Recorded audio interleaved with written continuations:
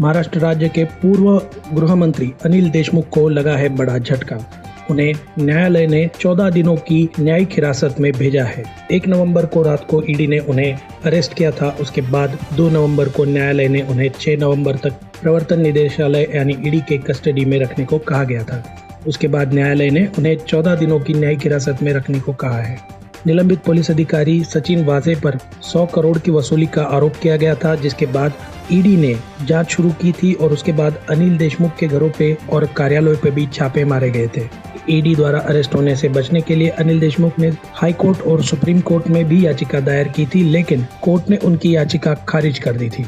आखिरकार अनिल देशमुख खुद ही प्रवर्तन निदेशालय में हाजिर हुए और कड़ी पूछताछ के बाद उन्हें गिरफ्तार कर लिया गया था। अहमदनगर के जिला अस्पताल में लगी आग, अब तक 10 मरीजों की मौत, कई गंभीर। महाराष्ट्र के अहमदनगर जिले के जिला अस्पताल में आग लग गई।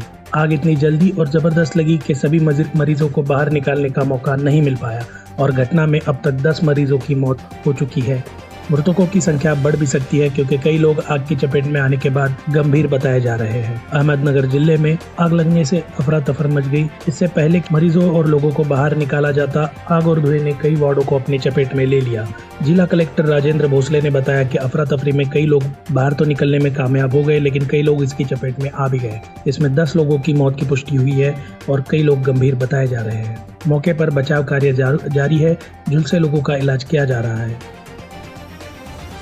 नारकोटिक्स कंट्रोल ब्यूरो के जोनल अधिकारी समीर वानखेड़े को आर्यन खान ड्रग केस की जांच से हटा दिया गया है। एनसीबी के साउथ वेस्टर्न रीजन के डिप्टी डीजी मूथा अशोक जैन ने बताया कि आर्यन समेत कुल 6 केस की जांच अब दिल्ली की टीम करेगी। वानखेड़े को हटाए जाने के बाद मामले की जांच वरिष्ठ पुलिस अधिकारी संजय सिंह के नेतृत्व में एसआईटी को सौंपी गई है। आर्यन खान ड्रग केस मामले में वानखेड़े पर 8 करोड़ रुपए की रिश्वत लेने का आरोप लगाया गया था। वहीं दूसरी तरफ समीर वानखेड़े ने न्यूज एजेंसी एएनआई से कहा कि मुझे जांच से हटाया नहीं गया।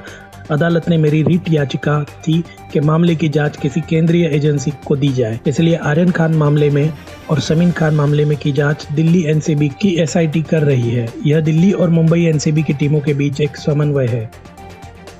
पेट्रोल और डीजल की कीमतों में और कमी हो सकती है, यह बात कही है एनसीपी के चीफ शरद पवार ने। पेट्रोल और डीजल की कीमतें दिवाली के दिन से कई राज्यों में 12 रुपए तक सस्ती हो गई।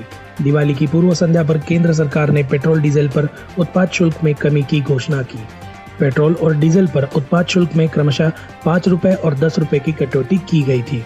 इसके बाद कई राज्यों में वैट में कटौती का ऐलान किया, जिससे पेट्रोल और डीजल की कीमत 12 रुपए तक कम हो गई। इन सब के बीच महाराष्ट्र में भी पेट्रोल डीजल की कीमतों पे कुछ और कमी के संकेत मिल रहे हैं। एनसीपी प्रमुख शरद पवार ने कहा कि इस मुद्दे पर हमें राज्य सरकार से बात करनी होगी। उन्होंने कहा कि वे निश्चित रूप से पेट्रोल डीजल की कीमतों पर राहत देंगे।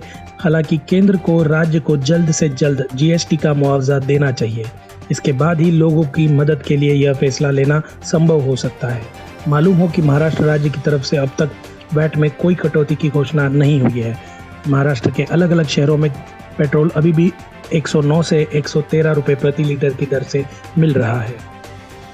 अब खबर है उल्लासनगर से। उल्लासनगर में एक नेपाली चौकीदार ने उसी इमारत में रह रही 70 साल की एक वृद्ध को बांधकर उसका घर लूट लिया। कैंप नंबर 3 में घटी इस घटना से उल्लासनगर में भारी हड़कंप मच गया है। कहा जा रहा है कि इस लूट में तकरीबन 7.5 लाख रुपए का सामान लेकर चौकीदार भाग गया।